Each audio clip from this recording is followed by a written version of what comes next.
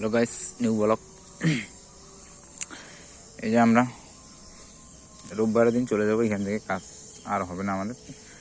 এই 2 সপ্তাহ ধরে এইভাবে পাথরটা আছে, এই যে বালু এখানে ঢাকা আছে। দেখো কি করবো এখন বলো, কিছু করার নেই।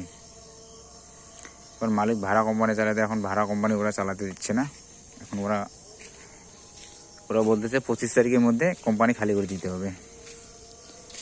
তো অবশ্য তো আমাদের 25 তারিখের মধ্যে, আমাদের মালিকটা এখন 25 তারিখের ভিতর কোম্পানি খালি, মানে 20 তারিখের ভিতর খালি হয়ে যাবে, 25 তারিখ লাগবে না। এই যে আমাদের গাড়ি লাগাই দিছে লোড। কালকে আমরা সকালবেলা 5টার দিকে উঠে লোড করব, মানে 6:30টার দিকে ড্রাইভার চলে আসবে, 6:30টার দিকে আসবে। শুধু এই সেটটাই কালি আছে। হ্যাঁ, এটা কী হবে তোমার, ধরো এখানে ধরো 1000 কালি, আর 4 ইঞ্চিটা এটা কী করবে বলতে পারলাম না। কিন্তু আজকে আমরা যেখানে গালি দিলাম ওখানে সব 6 ইঞ্চি কালিগুলো দিয়ে দিচ্ছি, আর 14 ইঞ্চি কালিগুলো এখনও দিয়ে দেওয়ার প্রায় শেষ। এই দেখি শুধু অল্প একটু আছে, এই ধরো 200 কালির মতন হবে, বেশি হবে না, 200 কালি ধরো। আর এই ঠিক তোমাদের ধরো ওখানে 200, এই 400 কালি। ওই দিকে ল্যান্ডটা 400 কালি আছে। এইদিকে পুরো ফাঁকা দেখতেছো, সব ফাঁকা। কোম্পানি আমাদের খালি করে দিতে হবে। আমরা যে কী করবো কি বলা পারতেছি না।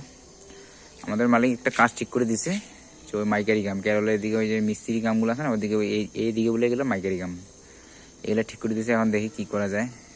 সোমবার থেকে কাজ করার চিন্তা ভাবনা আছে, দেখি কি কি করা যায়। এখন কাজ তো অবশ্যই করতে হবে, না করলে তো হবে না। না করবো, নাহলে তো অন্য কোম্পানিতে যাওয়ার একটা ফোনাফোন চলছিল, দেখি কি হয়। এখন ওইখানে হাইড্রোলিক নেই তো, তার জন্য এখন কি করব এখন বুঝতে পারতেছি না।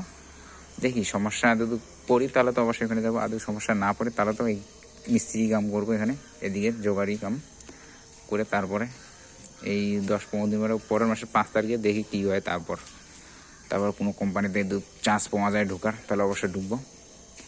পুরো এটা কোম্পানিটা একদম পুরো জঙ্গলে থাকবে, পুরো জঙ্গলে থাকবে কোম্পানি আমাদের।